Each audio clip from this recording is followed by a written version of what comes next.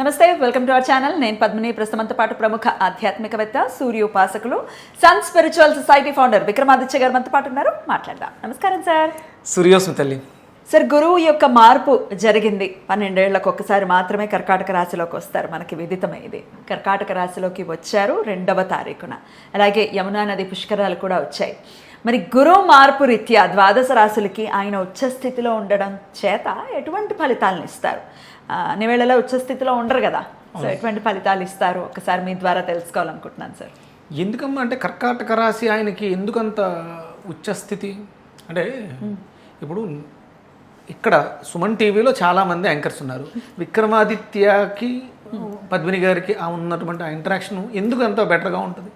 చాలా కంఫర్టబుల్గా ఫీల్ అవుతాం, లేకపోతే మనది ఓన్గా ఫీల్ అవ్వటం కదా. అంతే కదా, అంటే సొంత ఇల్లు అంటే ఇక్కడ ఇప్పుడు పద్మిని ఆహ్వానించినప్పుడు ఇది సహజంగా సుమన్ టీవీ, కానీ ఇక్కడ నాకంటూ అంటే నా మనిషి, లేకపోతే మీ ఇద్దరం కలిసి జర్నీ చేసాం, ఒక అద్భుతమైనటువంటి ప్రయాణాన్ని మొదలుపెట్టాం. ఒక కొత్త రకాన్ని అంటే ఒక యాంకర్ ఒక గెస్టులా కాదు మన ఇద్దరం మొదలుపెట్టినాం. అంటే ఇప్పుడు ఎంతమంది మీరు ఎన్ని చూసుకోండి, ఈ 5-6 ఏళ్లలో ఈ టైప్ ఆఫ్ అంటే ఒక ఇంటరాక్షన్, ఒక సమస్యని కూలంకుశంగా పరిష్కరించడం, దాని గురించి విశ్లేషణ చేయటం. ఏదో డౌట్ అడిగేస్తే ఆన్సర్ చెప్తే జనాలకు అర్థమయ్యేది కాదు. మన ఇద్దరం మొదలుపెట్టాం. అవును, 100%. అలా గురుడికి కర్కాటకంలో ఏముంది ప్రత్యేకత? చాలా కంఫర్టబుల్గా ఉంటాడు. పైగా చంద్రుడి యొక్క రాశి, వారిద్దరు కలిస్తే గజకేసరి అని కూడా అంటారు. ఇంకా అంటే ఆయన అందులో అక్కడ ఏ నక్షత్రం ఉంది? పునర్వసు.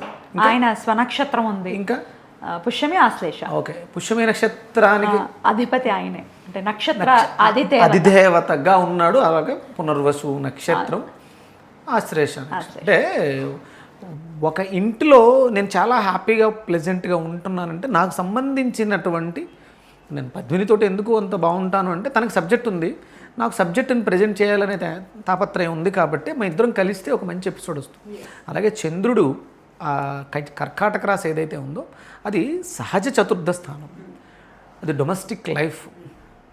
అంటే గురుడు ఆధ్యాత్మికతలో ఒక అత్యున్నతమైనటువంటి స్థితికి తీసుకెళ్ళడానికి పుష్యమీ నక్షత్రానికి సహజంగా తనకి శని పడడు కదా, కానీ వాళ్ళిద్దరూ కలిగితే నీచభంగ రాజయోగం మకర రాశిలో జరుగుతుంది. అది దానికి ఆపోజిట్గా ఉండేటువంటిదే కదా కర్కాటక రాశి. అందుకని అక్కడ అద్భుతమైనటువంటి తనకున్నటువంటి శక్తులను ఎవాపరేట్ చేసి తద్వారా తన దృష్టి ఎక్కడెక్కడైతే పడుతుందో అక్కడ అంటే సహజ శుభుడు అంటారా? సహజ శుభుడు, పూర్ణ శుభుడు. ఇప్పుడు మీరు జ్యోతిష్ శాస్త్రాన్ని నేర్చుకోవడానికి ఎన్ని రోజులైనా స్టార్ట్ చేసి? మొన్న మధ్య సార్. అంటే గురుడు రాబోతూ మీకు ఏమి నేర్పిస్తున్నాడు? శాస్త్రాన్ని నేర్పిస్తున్నాడు. గురు పుష్యమి యోగం రోజు మొదలైంది. ఓ సూపర్. ఇంకా తిరగలేదు. ఇంకా అంటే నీకు వచ్చేటువంటి అజ్ఞానం ఇక మనం వర్ణించలేం. మీ అదృష్టం పద్మిని దొరకటం మీ అదృష్టం. ఆవిడ నువ్వు ఎక్కువ నవ్వేస్తున్నావు, లేకపోతే ఎక్కువ ఇంటరాక్ట్ అయిపోతున్నావు, వాళ్ళు మాట్లాడినవు అంటే తను మాట్లాడుతుంటేనే లోపల నుంచి ఏమైనా వస్తాయి. అది సహజంగా తనకున్నటువంటి తృష్ణ. శాస్త్రం ఏం చెప్పించేద్దాం అనుకుంటున్నాం. గురువు కదా, మరి మళ్ళీ ఇటువంటి కాంబినేషన్ ఎప్పుడు వస్తుంది అసలు? ఒకసారి ఒక్కసారి ఆలోచించు. ఎన్ని సంవత్సరాలు అంటే 12 సంవత్సరాలకు ఒకసారి పుష్కరాలు వస్తాయి. కానీ ఈ జ్యేష్ఠం అధిక జ్యేష్ఠం రాదుగా. రాదు. అలా ఈ కాంబినేషన్ మళ్ళీ కుదరాలంటే ఒక్కొక్కసారి వాళ్ళు పెడుతుంటారు 122 సంవత్సరాలకు ఒకసారి, 200 ఒకసారి. అలా చూసుకున్నా కూడా మనం చూడలేము. ఈ జన్మకి చూడలేకపోవచ్చు. కరెక్ట్. కానీ ఈ జన్మలో ఇప్పుడు చేసుకుంటే ఈ పుణ్యాన్ని పట్టుకెళ్ళిపోవచ్చు, ఎక్కడికి వెళ్ళినా పట్టుకెళ్ళిపోవచ్చు, అవకాశం. అందుకని ఏంటంటే సంవత్సరం పాటు ఆయన అతిచారంలో ఉన్నారు కదా, అటు ఇటు తిరుగుతూ కర్కాటకం నుంచి మళ్ళీ మిథునానికి వెళ్ళి ఫస్ట్ సింహం నుంచి మళ్ళీ కర్కాటకానికి. ఈ ఆటలో అద్భుతమైనటువంటి ఫలితాలు మారుద్దాం. బాగుంది, చాలా మార్పు వస్తుంది జనాల్లో. ఆధ్యాత్మిక చింతనకి ఇది అద్భుతమైనటువంటి సమయం. ఈ సంవత్సరం శ్రద్ధగా భక్తి శ్రద్ధలతో చేస్తే ఈ పుణ్యం ఏదైతే ఉందో మనకి జన్మజన్మలా కాసేస్తుంది. బ్యూటిఫుల్. మరి ఏం చెయ్యాలి? గురువుని ఎలా ప్రసన్నం చేసుకోవాలి ద్వాదశ రాశుల వాళ్ళు అనేది ఒక్కొక్క రాశికి సపరేట్గా మాట్లాడుకుందాం సార్. అలాగే మీరు వేదాన్ని నేర్చుకుంటూ ఉన్నారు కాబట్టి వేదమే అన్నిటికీ ప్రమాణం అని ఖచ్చితంగా అందరికీ తెలిసినటువంటి విషయం. వేదం ఇచ్చినటువంటి మంత్రాలు ఎవరెవరు ఏమేం చేసుకోవచ్చు, అలాగే ప్రతి పూజ కానీ అసలు ప్రతి నిత్యం కూడా మనకి సంకల్పం అనేది ఖచ్చితంగా ఉండాలి కదా. సంకల్పం లేకపోతే వృధా అమ్మ. సంకల్పం లేని జీవితం, గమ్యం లేని ప్రయాణం ఎలా అయితే వృధావో మనకు సంకల్పం ఉండాలి. రైట్. మరి సంకల్పం కూడా ఎలా చెప్పుకోవాలి? ఒక మంత్రం చేసేస్తున్నాం కాదు, దానికి సంకల్పం ముందు చాలా గట్టిగా మనస్ఫూర్తిగా గనక కోరుకుంటే ఖచ్చితంగా జరుగుతుంది. ఈ సంకల్పం ఎవరికి తెలియడం కోసం అమ్మా? ముందు మనకు తెలియాలి, ఎవరికో లోపల తెలియడం కోసం. అంటే నువ్వు సంకల్పం చెప్పకపోతే భగవంతుడికి తెలియదా? భగవంతుడికి అంతా తెలుసు, సర్వాంతర్యామి. కానీ అది నీ లోపల నాటుకుపోవాలి. చేసేది నేను, ఫలితం కావాల్సింది నాకు. అది శివుడికి చెప్తున్నావు అంటే నీలో ఆత్మకారకుడికి నువ్వు తింగరేసాలు వేయకు. ఇది నీ సంకల్పం, ఇది నీ టార్గెట్, దాని మీద దృష్టి పెట్టు.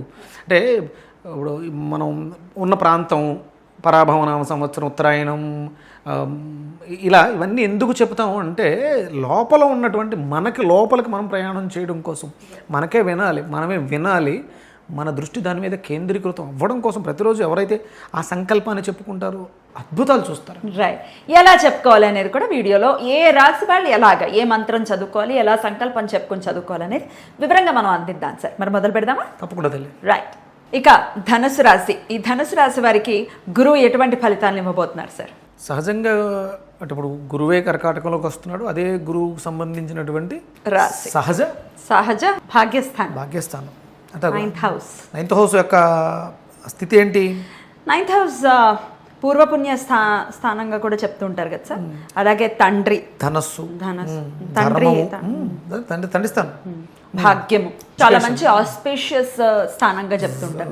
వేదానికి అద్భుతమైనటువంటి స్థానం అది. వేదం నేర్చుకోవడానికి కానీ వేదం గురించి మాట్లాడడానికి ఎవరికి ఎక్కువ అర్హత ఉంటుందంటే నైన్త్ హౌస్ గట్టిగా. ధనుస్సు రాశి వాళ్ళకే ఎక్కువ ఉంటుంది. గురుభక్తి, యాత్రలు, శాస్త్రజ్ఞానం, ఆధ్యాత్మికత ఇవన్నీ దాంట్లో ఉన్నాయి. అలాంటి ధనుసు రాశికి మనకి ఎన్నో ఇళ్ళు అవుతుంది, అష్టమ స్థానంలో సంచారం. అంటే సహజంగానే శుభుడు, ఇబ్బంది ఏమి ఉండదు. మరింత అంటే ఒకవేళ అంటే ధనుసు రాశి వాళ్ళందరూ ఇలాగే ఉంటారంటే లేకపోతే దాంట్లో తీసుకొస్తాడు. అందులోనూ ఇప్పుడు అర్ధాష్టమ శని కదా, అర్ధాష్టమ శని నడుస్తుంది, అష్టమ గురువు. దాని ఎఫెక్ట్ని ఈయన కొంచెం తగ్గించే అవకాశం ఉంటుంది. దాన్ని ఒకవేళ గురువును ఇంకొంచెం మీరు ప్రసన్నం చేసుకోగలిగితే శని ప్రభావం తగ్గుతుంది. అందుకని ఇది చాలా అవసరం. అదే ధనుసు రాశి వాళ్ళు నేను కొంతమందిని బాగా దగ్గరుండి చూశాను. కొంచెం వాళ్ళు అలా ఉంటే ఇంకా బాగుంటారు, అలా ఉండట్లేదు. అంటే ఆధ్యాత్మికత అనేది చాలా అవసరం. అంటే కొంతమంది ఇందులో భగవంతుడు ఉన్నాడు లేడు దాన్ని పక్కన పెడితే న్యూట్రల్గా ఉండిపోతుంటారు, ఏదో చేస్తారు, మొక్కుబడిగా చేస్తారు. అలా ఉండకూడదు. అంటే ఇది ప్రతిదీ నాదే, నేను అనేది కొంచెం కనిపిస్తూ ఉంటుంది. ఇక్కడ సరెండర్ అయిపోవాలి, సర్వస్య శరణాగతి. ఆ గురువుకి శరణాగతి ఇవ్వగలిగితే మీ జీవితాలు అద్భుతాలు. మిమ్మల్ని మించిన వాళ్ళు ఉండరు. ఒరిజినల్గా వాళ్ళ క్యారెక్టర్స్ చూసే చాలా అద్భుతంగా ఉంటాయి, మంచివాళ్ళు, చాలా మంచివాళ్ళు. కానీ ఆ కొంత అహంభావం, అహంకారం ఇలాంటివి వాళ్ళ జీవితాలు నాశనం చేసి ఇబ్బంది పడిన వాళ్ళు నేను చూశాను. నాకు దగ్గరగా నేను చూసిన వాళ్ళలో అంటే ఈ పూర్వాషాఢ నక్షత్రం, మూల వాళ్ళు ఇబ్బంది పడిన వాళ్ళని చూశాను. పూర్వాషాఢ నక్షత్రం, ఉత్తరాషాఢ 1వ పాదం వీళ్ళలో ఇది నేను చూశాను. బాగా దగ్గరగా మూల, పూర్వాషాఢ బాగా చూశాను.